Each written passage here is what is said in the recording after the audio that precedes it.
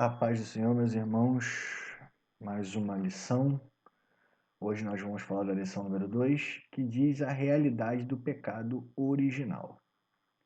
Vamos dar uma destrinchada. A primeira coisa que nós devemos fazer, que eu vou fazer com vocês, primeiro eu vou ler a referência. Portanto, como por um homem entrou o pecado no mundo e pelo pecado a morte, assim também a morte passou a todos os homens, por isso que todos pecaram. Está lá em Romanos 5,12, nosso texto base.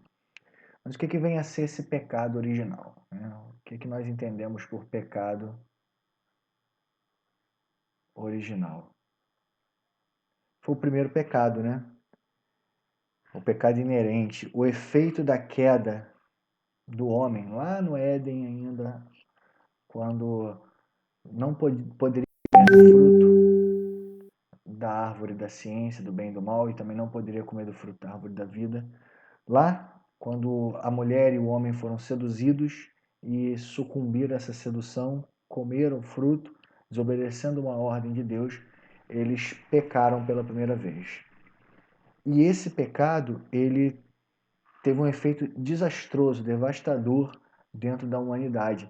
Ele arraigou-se tão profundamente na natureza humana que Adão, como pai da raça, transmitiu aos seus descendentes a tendência, ou a inclinação a pecar, a desobedecer, a fazer coisas que vão desagradar a Deus, de maneira espiritual, de maneira moral. Os homens já nascem com isso. E a partir daí, os atos pecaminosos que foram se seguindo, a partir disso, os muitos pecados que o homem foi cometendo e continua cometendo e vai cometer no decorrer das eras, é chamado de pecado atual. Então, o pecado original é aquele pecado lá do Éden. E a primeira coisa que nós devemos entender que é real, existe. Tá? E o pecado, ele faz parte, infelizmente, dessa natureza que herdamos do nosso pai Adão, do primeiro homem. Então vamos para o primeiro tópico aqui. A realidade do pecado original teve um fato precedente. Opa, teve um fato precedente. Vamos ver que fato precedente foi esse? É chamado de a pré-história do pecado, antes do pecado. Quem era o protagonista dessa pré-história? Era Satanás, Lúcifer, Eu vou ler para os irmãos agora um texto. Deixa eu abrir aqui.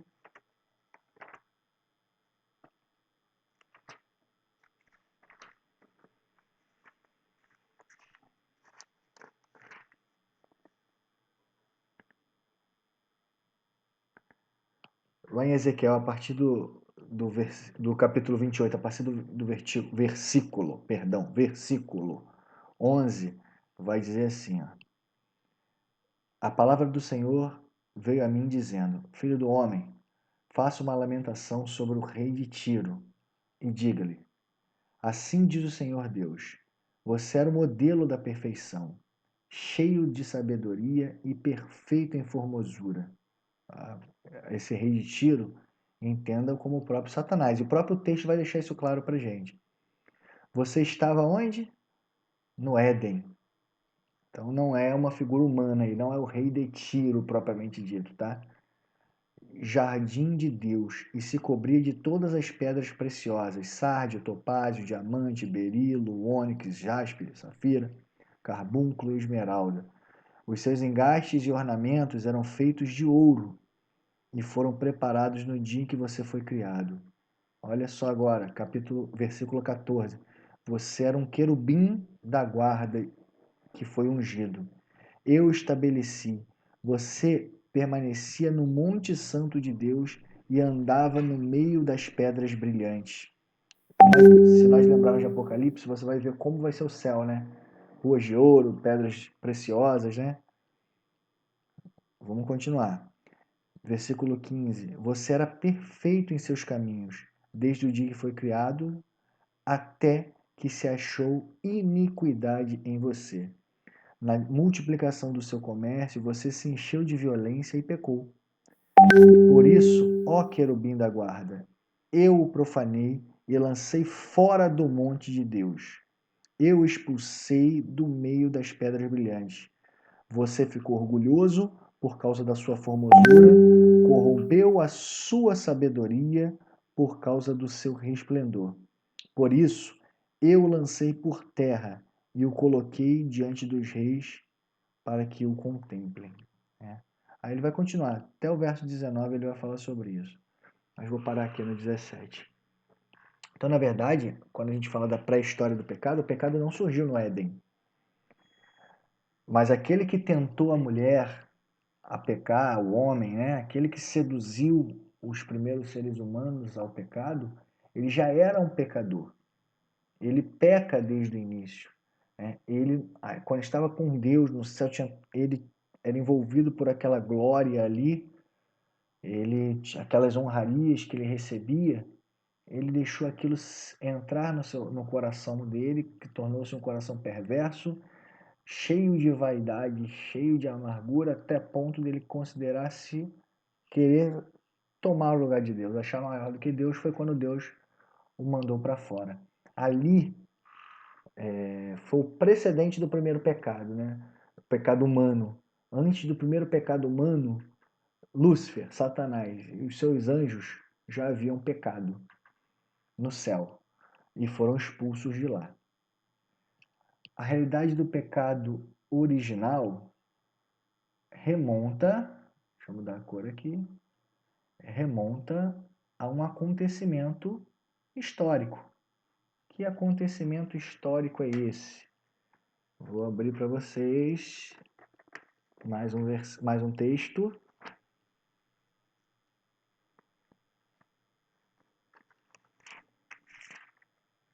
Gênesis, capítulo 1, verso... A partir, né? Eu poderia partir do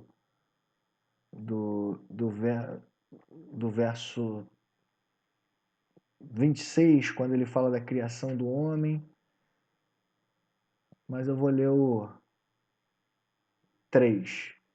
Criação do homem, aí no 2 ele esmiuça mais a formação do homem, a formação da mulher no 3.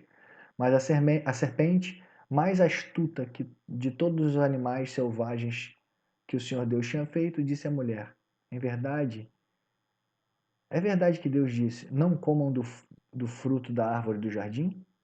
A mulher respondeu à serpente: do fruto das árvores do jardim podemos comer, mas do fruto da árvore que está no meio do jardim, Deus disse: vocês não devem comer dele nem tocar nele, para que não venham a morrer. Na verdade, Deus não falou que não podia tocar, né? Ela que incluiu isso aí, tá? Grande detalhe, meus irmãos, é que é algo histórico. Muita gente acredita que a questão de Adão e Eva é algo mitológico, né? Chamada de mitologia bíblica. Não aconteceu, é só algo figurado, mas nós entendemos que aconteceu. E nesse momento, nesse ponto da história em que a serpente convence Eva, que convence Adão, é que aconteceu exatamente nesse ponto da história que aconteceu o pecado original no meio da raça humana. Isso aconteceu, é fato, e nós devemos entender que isso gerou uma consequência para nós muito terrível. Né? A primeira consequência está lá em Gênesis mesmo 3, capítulo 3, versículo 15, que diz assim: porém inimizade entre você e a mulher, entre a sua descendência e a descendência dela. Este lhe ferirá a cabeça, e você lhe ferirá o calcanhar. Aqui é o chamado primeiro proto-evangelho, né? Já vai dar o cenário da serpente mordendo o calcanhar de Cristo e Cristo esmagando ela com seus pés. E a mulher ele disse: aumentarei em muito os seus sofrimentos na gravidez. Com dor você dará à luz filhos. O seu desejo será para o seu marido, e ele a governará. E a Adão disse ele: por ter dado ouvidos à voz da sua mulher e ter comido da árvore que eu havia ordenado que não comesse, maldita é a terra por sua causa. Em fadigas você obterá dela o sustento durante os dias da sua vida. Ela produzirá também espinhos e ervas daninhas, e você comerá a erva do campo.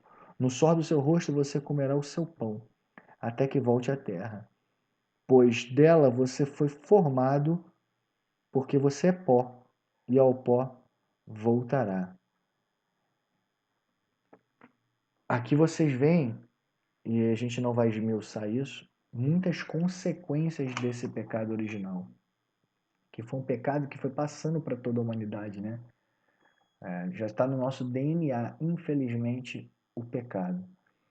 A desobediência, a falta de critério, de cuidado com a ordenança que Deus deu a eles, fez com que, a partir daquele momento, muitas coisas ruins acontecessem com eles. Primeiro, a própria expulsão do paraíso, a chamada de atenção. Segundo, dentro desses textos, desse texto que eu li para vocês, a dificuldade de se viver numa terra que tinha sido feita e planejada para que o homem vivesse ali, vivendo, gozando do bom e do melhor. Olha que coisa terrível, né? Então o pecado, ele tem a capacidade de atrapalhar a ação de Deus na nossa vida. Como assim? Deus tem promessas, Deus tem planos, Deus deseja que nós sigamos alguns posicionamentos. Deixa eu só conferir uma coisa aqui, meus irmãos. Perfeito. Quando nós o desobedecemos, quando nós nos entregamos ao pecado, esses planos podem ser atrapalhados sim. E eu pego a própria passagem do Senhor Jesus em Jerusalém, em que muitos o criticaram, muitos não quiseram ouvir o que ele estava falando, e a Bíblia vai falar para a gente lá no Evangelho de Marcos o quê? Que pela incredulidade Jesus não pôde fazer muitos milagres. Pela incredulidade do povo, Jesus não pôde fazer muitos milagres. Não quer dizer que o poder de Jesus seja diminuído. Muito pelo contrário, o poder dele é infinito. Mas o nosso coração duro, o nosso coração inclinado para o pecado, faz com que as boas coisas de Cristo sejam atrapalhadas em nossas vidas, sejam muitas das vezes até bloqueadas em nossas vidas. Né? Quando você não, para que Jesus vai fazer um milagre na sua vida se você continua insistindo que não existe milagre? Qual vai ser o fundamento pedagógico desse milagre? Pode ser que aconteça? Pode, Deus é Deus, ele faz da maneira que for. Mas nós temos que entender que isso foi algo histórico, isso realmente aconteceu e o pecado ele nos atrapalha. Ele faz com que nós nos distanciemos daquele que nos fez para não sermos pecadores, para sermos, para atingirmos, como diz o apóstolo, a estatura do varão perfeito. Continuando, meus amados. 3. A realidade do pecado original, né? Como sempre começa com o mesmo enunciado, ó, gerou a depravação total da raça humana. É bem difícil, né? Essa palavra depravação, João Calvino usava muito, né? A depravação total do homem.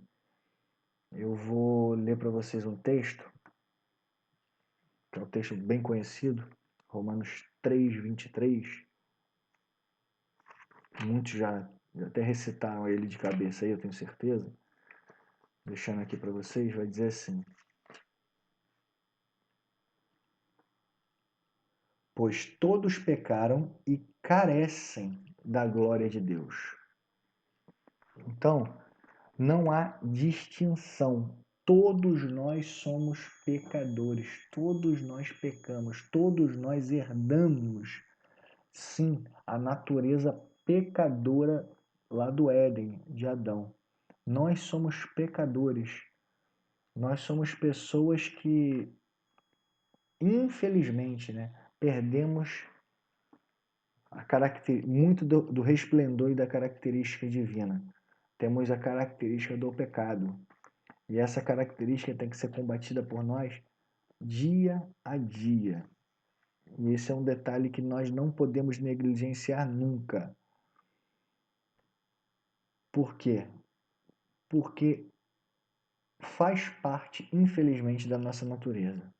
Mas Mateus 7, capítulo 7, versículo 11, vai dizer assim: Ora, se vocês que são maus sabem dar coisas boas aos seus filhos, quanto mais o Pai de vocês, que está nos céus, dará coisas boas aos que lhe pedirem?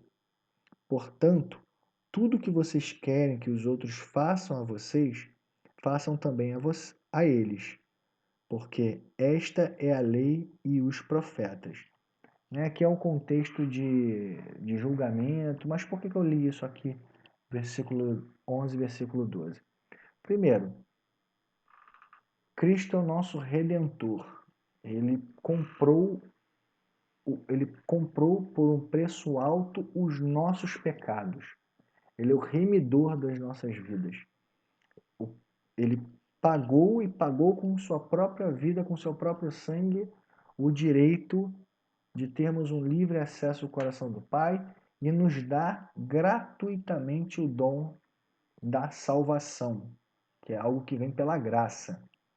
Então, Mateus 7, Jesus fala assim, se vocês que são ruins vão dar as melhores coisas para os seus filhos, imagina Deus, que é o Pai que está nos céus, né? O pecado é nossa realidade, mas a salvação em Cristo também.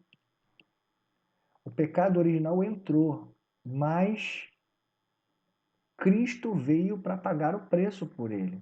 É claro que nós precisamos nos ater à necessidade que temos de nos voltarmos para ele, de nos arrependermos dos nossos maus hábitos e costumes. Esse que é o detalhe importante. O pecado, ele é tanto um ato, né, uma ação, como um estado. Como assim? Quando eu contrario a lei de Deus, quando eu quebro a lei de Deus, é um ato de vontade, é uma vontade minha, né? Não necessariamente alguém me pega e me obriga a pecar. Eu quebrei um mandamento, eu roubei, por exemplo. Isso é um ato de vontade própria minha. Mas também é uma separação de Deus. Por quê? Porque a partir do momento que eu peco, eu ajo dessa maneira, eu entro no estado de uma pessoa separada de Deus, até eu me arrepender daquilo. Até eu falar para o Senhor, Senhor, eu me arrependo, não era isso, eu não deveria ter feito isso, eu não quero isso para mim, eu quero uma outra vida, eu quero ser diferente, eu não estou feliz com esse pecado, o Espírito me constrangeu. Então, ser pecador, pecado é um ato e um estado. Desse ato, talvez nós nunca nos livremos. O ato de cometermos pecados. Às vezes por falarmos o que não deveríamos, por fazermos o que não deveríamos fazer, ou, como o Tiago diz, por não fazermos o bem que nos compete fazer. Talvez nós nunca nos livremos do ato do pecado, mas devemos batalhar para nos livrarmos do estado do pecado. Não aceitarmos sermos aqueles pecadores convictos. Eu sou assim, é difícil mudar.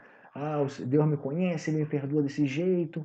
E não se esforçar para mudar, não colocar esse esforço, essa necessidade no coração de Deus. Por quê?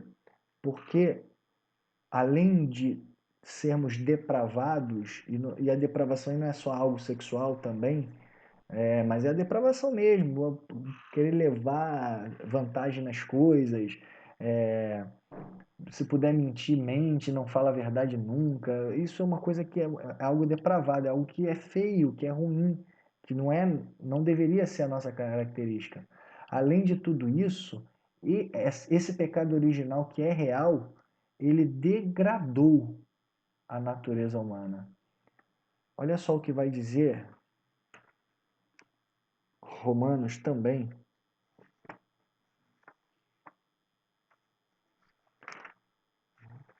Opa. Só que agora eu estou no capítulo 5, o verso 19. Porque, como pela desobediência de um só homem, muitos se tornaram pecadores, assim também, por meio da obediência de um só, muitos se tornarão justos. O que pela desobediência de Adão, muitos, né?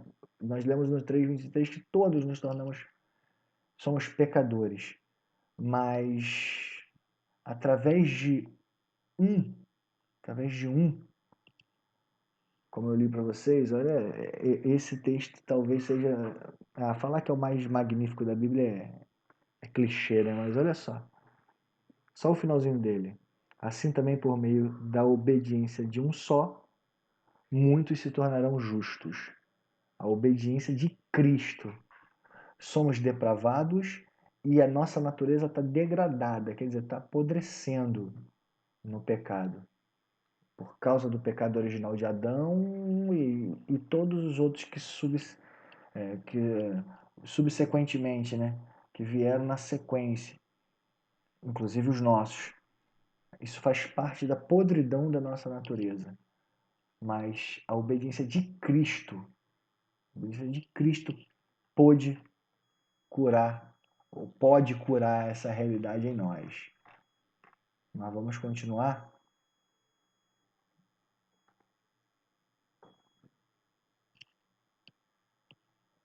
Nota do autor. Mas graças a Deus que podemos direcionar nossos corações para o Senhor, em quem reside a vida plena. Nosso coração, nossa natureza é pecadora. O nosso coração, inclusive, nossa mente, mas o nosso coração também, através do poder do Espírito, através da necessidade que nós sentimos do Espírito Santo, ele pode ser direcionado para o Senhor. Nós podemos entrar, porque assim que nós nos colocarmos, nos motivarmos a buscar a Cristo, as coisas elas vão começar a se desenvolver de outra forma. E um texto também que é brilhante para nós lermos, que vai englobar um pouquinho do 19 que eu li, né, mas que eu acho que é necessário fazermos toda essa contextualização, que é esse texto que o autor destacou e eu vou ler para vocês agora, porque o pecado original, ele, cadê? Tem o remédio. É uma doença, mas ele tem remédio. Vamos ver? Vamos ler o texto? 5:12, Romanos 5:12. Portanto, assim como por um só homem entrou o pecado no mundo, olha o Adão aqui, e pelo pecado veio a morte, assim também a morte passou a toda a humanidade, porque todos pecaram. Foi o nosso texto base de hoje. Porque antes da lei ser dada, havia pecado no mundo. Mas o pecado não é levado em conta quando não há lei. No entanto, a morte reinou desde Adão até Moisés, mesmo sobre aqueles que não pecaram à semelhança da transgressão de Adão, o qual prefigurava aquele que havia de vir. Mas o dom gratuito não é como a ofensa. Porque se muitos morreram pela ofensa de um só, muito mais a graça de Deus e o dom pela graça de um só homem, Jesus Cristo, foram abundantes sobre muitos. De novo, porque se muitos morreram pela ofensa de um só, muito mais a graça de Deus e o dom pela graça de um só homem. Agora, o primeiro homem que ele cita é Adão. Agora, olha o segundo homem que ele vai citar. Jesus Cristo foram abundantes sobre muitos. O dom, entretanto, não é como no caso em que somente um pecou. Por quê? O julgamento derivou de uma só ofensa para a condenação. Mas a graça, ela deriva de muitas ofensas para a justificação. Então, independente do pecado, a graça, ela tem o poder de justificar. Se a morte reinou pela ofensa de de Adão, e por meio de um só, Adão, muitos mais os que receberam a abundância da graça e o dom da justiça reinarão em vida por meio de um só, a saber, Jesus Cristo. Então, se a ofensa entrou por meio de um, que foi Adão, muito mais a justiça, né, vai entrar em abundância, a graça, por meio de Jesus Cristo. Portanto, assim como por uma só ofensa veio o juízo sobre todos os seres humanos para a condenação, falando de Adão de novo, assim também, por um só ato de justiça, que ato foi esse? A morte na cruz. Veio a graça sobre todos para a justificação que dá a vida. Por quê? Como pela desobediência de um só homem, muitos se tornaram pecadores, assim também, por meio da desobediência de um só, da obediência de um só, perdão, que é Jesus, muitos se tornarão justos, muitos serão justificados, muitos receberão a salvação, o perdão dos pecados. A lei veio para que aumentasse a ofensa. A lei ela veio para mostrar como o homem precisa de Deus, né? A lei ela não tem o poder de salvar. A lei ela condena. Ela mostra como nenhum homem consegue chegar ao ponto da perfeição de segui-la fielmente, integralmente e sem nenhum desvio. De novo, a lei veio para que aumentasse a ofensa, como eu explanei agora. Mas onde aumentou o pecado, aumentou muito mais a graça, né? Onde abundou o pecado, superabundou a graça, a fim de que, como o pecado reinou pela morte, assim também a graça reinasse pela justiça que conduz à vida eterna, por meio de Jesus Cristo, o nosso Senhor. Aí eu vou emendar com o versículo 1 do 6, quando Paulo pergunta assim: que diremos então? Continuaremos no pecado para que a graça aumente ainda mais? Existia uma facção dentro da igreja de Roma que pregava isso. Quanto mais pecadores nós somos, mais a graça de Deus nos abrange. Então vamos pecar, vamos fazer tudo que o mundo tem aí para nos oferecer e aí Deus vai nos derramar a sua graça. Não é isso. De modo nenhum, disse o apóstolo aqui. Como viveremos ainda no pecado, nós que já morremos para ele? Ou será que vocês ignoram que todos nós fomos batizados em Cristo Jesus? Fomos batizados na sua morte? Fomos sepultados com ele na morte pelo batismo, para que, como Cristo foi ressuscitado dentre os mortos pela glória do Pai, assim também nós andemos, olha só a palavrinha aqui, em novidade de vida. Então, quem pecou, não peca mais.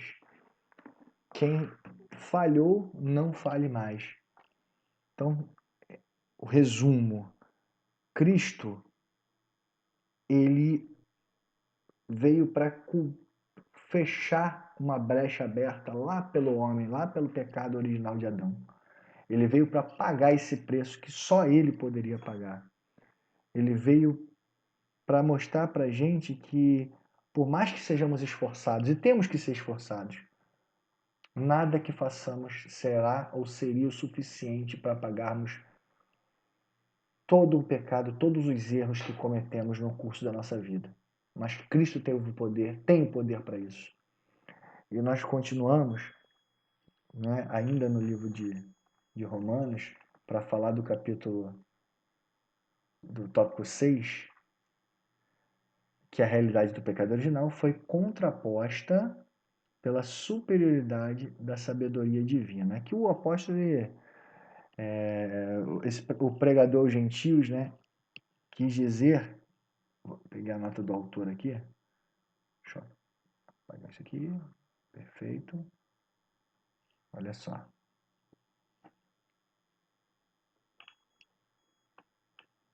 Oh, meu Deus.